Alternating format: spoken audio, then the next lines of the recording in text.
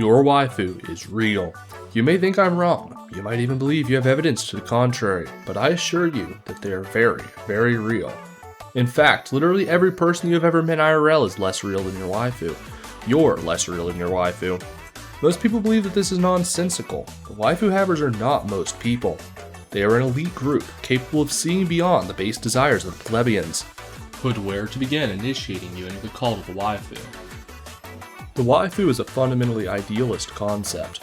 Each anime girl is an attempt to capture some aspect of a certain kind of woman. By capturing as many of these aspects as possible and expressing them through character design, voice acting, expressions, personality, and the events of the story, the anime girl becomes waifu material. To hear most people talk on this subject, you would assume that none of these things exist IRL, that the expressions had been discovered by rolling dice. No woman has ever smiled, ever been a tsundere. These are just the dark fantasies of incel chuds. None of this is real, they say.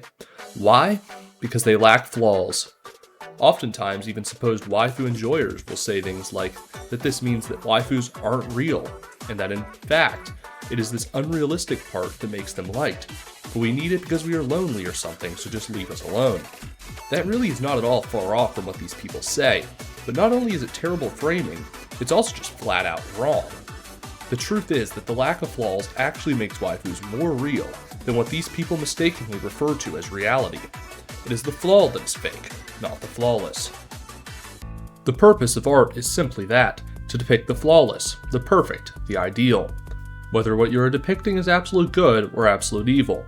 But the modern person fears what this sort of art implies and so runs from such depictions of beauty and destruction. In all of their arts, they present a world where all of this is stripped away, and everything is in a state of gray limbo. For an egregious recent example, take this image from the recent Star Trek series.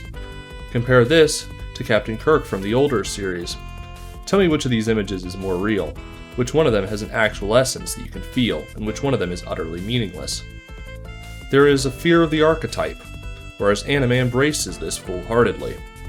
A waifu is a character that embodies themselves so effectively that they become truly real. Though many art forms and even history at times can behave in manners that reach this level of reality, anime is uniquely good at achieving this. Part of this is as much that the stewards of other arts have shot themselves in the foot than it is any inherent strength of anime. For decades now, film and television have been convinced that they must use cameras to capture far more detail than the human eye, while also making sure that everything is completely and utterly desaturated. The image on the left is more real than the image on the right. Even in terms of pure realism, the anime image is more true to what you actually see when you're outside on a bright summer day. The imperfections that the camera captures would be way too bright to see with your eyes. Sure, you could change the ISO or the saturation or whatever, but everyone knows it's illegal to publish works containing cute girls in America, so even in video games, this quote-unquote realistic style is the norm.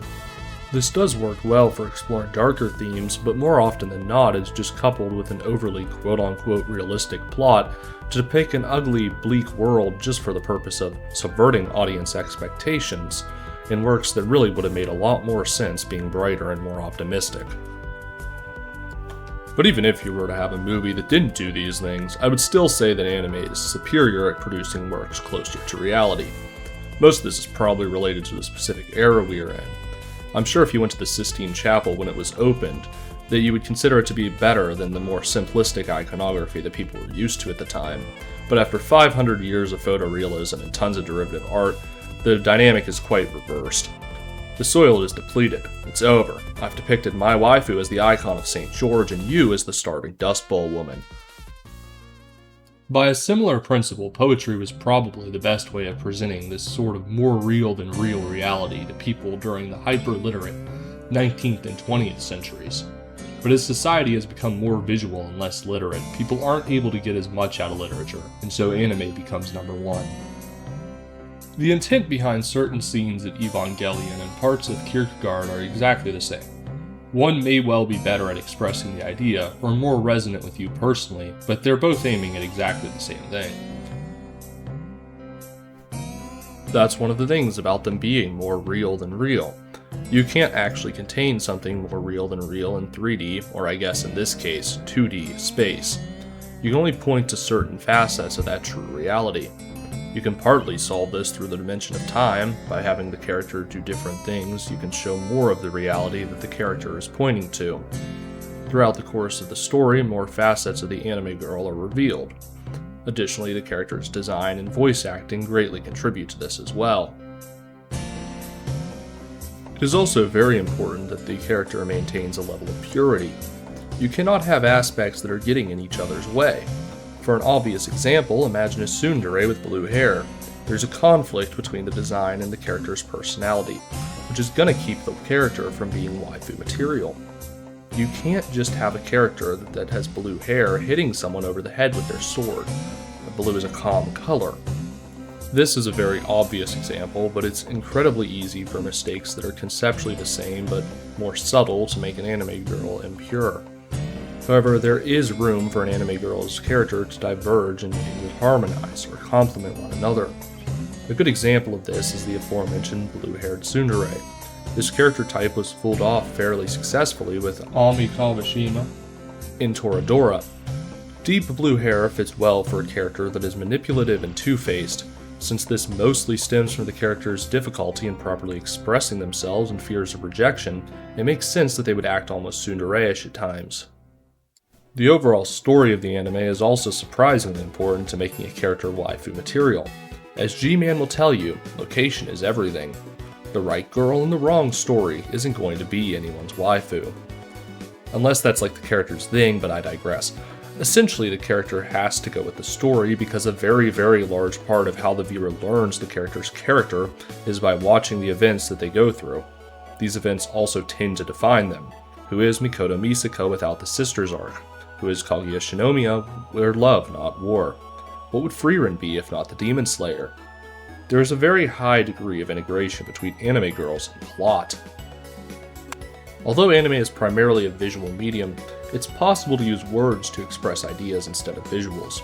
Take the common refrain of Clannad, "This is a world that has ended. Nothing is born here, nothing dies." This sort of line is more or less poetry. Anime's ability to make use of so many art forms, from the visual to the musical to the literary, helps anime to better express reality, thereby making anime girls better waifus. That anime is able to do this so effectively, even through a language and cultural barrier, goes to show just how badly the West's cultural institutions have dropped the ball. Maybe that's because the reality that our waifus are pointing to is really a universal one, or maybe it's because anime is far more westernized than is commonly believed. But that's another story and shall be told at another time. So now you know that the next time someone says that your waifu isn't real, that they're dead wrong. Waifus are beings that exist outside, and in fact above time and space. Far from them not being real, they are in fact more real than anything that people will commonly mistake for reality. So do not let your heart be troubled, and always remember, there are portals.